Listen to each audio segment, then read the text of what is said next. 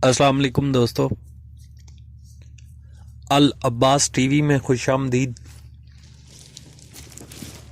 दोस्तों, आज हम तिलावत करते हैं सूरह तगाबुन की पहली 3 आयात का उर्दू तर्जुमा। शुरू अल्लाह के नाम से जो बड़ा मेहरबान निहायत रहम वाला है।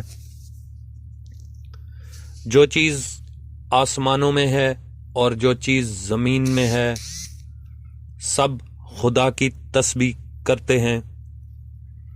इसकी सच्ची बादशाही है और इसी की तारीफ लामतनाही है, और वो हर चीज़ पर कादिर है। वही तो है जिसने तुमको पैदा किया, फिर कोई तुम में काफिर है और कोई मोमिन, और जो कुछ तुम करते हो खुदा इसको देखता है। इसी ने आसमानों और ज़मीन को